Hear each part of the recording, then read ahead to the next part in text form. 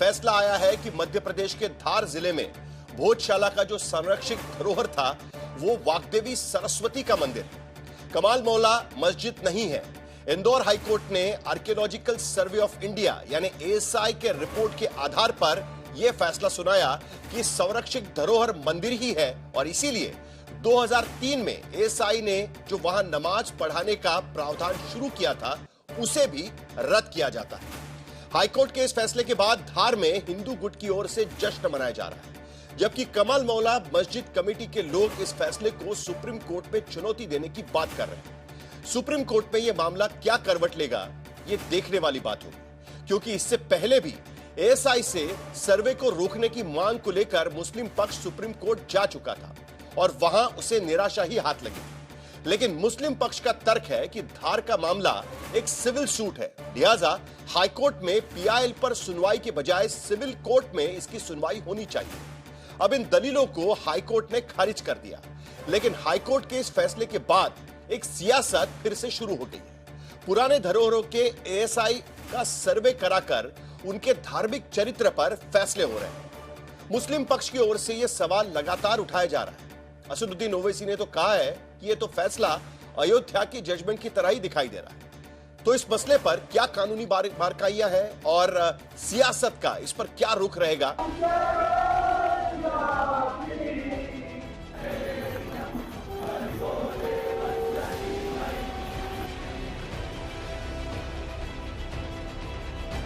Flag march निकल रहा है।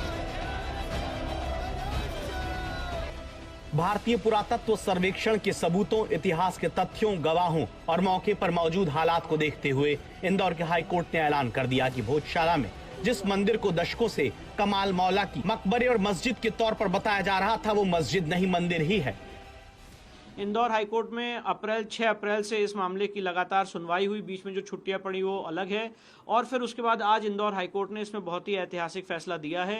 राम मंदिर के जजमेंट के बाद ये दूसरा ऐसा फाइनल निर्णय है जो हाईकोर्ट से आया है, और आज इतने दिन की सुनवाई और 2022 से लगातार 4 साल की इस लीगल कार्रवाई के बाद आज ये बात सिद्ध हुई है, स्पष्ट हुई है कि जो भोजशाला का पूरा परिसर है वो राजा भोज द्वारा बनाया गया था। ये एक माँ वाग्देवी, माँ सरस्वती का स्कूल रहा है, स्कूल ऑफ संस्कृत लर्निंग रहा है, उनका मंदिर रहा है, और जो यहाँ पे मुस्लिम समाज के लोग गलत ढंग से नमाज अदा करते आए हैं, उस 7 अप्रैल 2003 के ऑर्डर को, उस भाग को कोर्ट ने आज खारिज कर दिया है। और हमारे जितने आर्गुमेंट थे कोर्ट ने उस बात को एक्सेप्ट किया है। और जो माँ सरस्वती, माँ वाग्देवी की आज प्रतिमा ब्रिटिश म्यूजियम लंदन में रखी हुई है, कोर्ट ने यह भी कहा है सरकार से कि वो उसको कंसिडर करें कि उसको वापस लाया जा सके।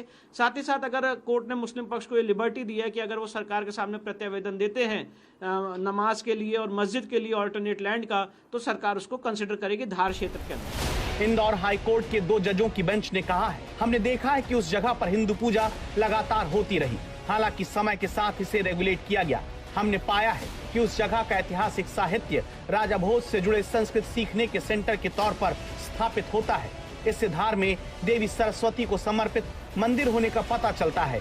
इसीलिए उस इलाके का धार्मिक चरित्र भोजशाला माना जाता है, जिसमें देवी वाग्देवी सरस्वती का मंदिर है।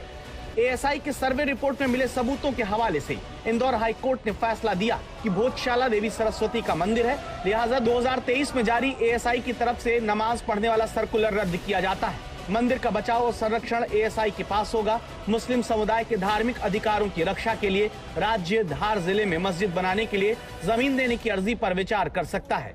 माँ की मुक्ति और उसके गौरव की पुनर्स्थापना का दिन जो इसका इंतजार किया जा रहा था वो बहुत नजदीक आ गया है। जिन हिंदू कार्यकर्ताओं ने यहाँ पर संघर्ष किया, लाठी डंडे खाए, आज उन्हें भी ये जीत जो है ये उन्हीं के नाम है। आज पूरा समाज खुश है। होली दिवाली हमारे लिए यही है। आज होली भी आज ही है, दिवाली भी आज ही है, सबसे बड़ा दिन है हमारे लिए। 11वीं सदी की वो धरोहर जिसकी शक्ल वक्त के गर्द में ऐसी बदल दी गई कि उसके वजूद को लेकर अदालत तक सबूतों की लड़ाई लड़नी पड़ी।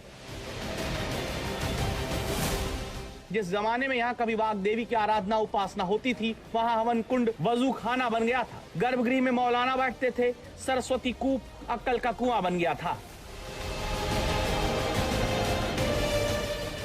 लेकिन अदालत के इंसाफ के तराजू में जब पत्थर दरों दीवारों से बोलते सबूत तौले गए, तो पता चला कि राजा भोज के जमाने से मंदिर की शक्ल में मौजूद इमारत मुस्लिम आक्रमणकारियों के जमाने में मकबरा और मस्जिद की शक्ल में बदल दी गई थी। हालांकि अदालत में मुस्लिम पक्ष ने दलील दी थी कि खिलजी काल के ऐतिहासिक रिकॉर्ड और उस समय के खातों में धार में किसी भी सरस्वती मंदिर को तोड़ने का जिक्र नहीं है।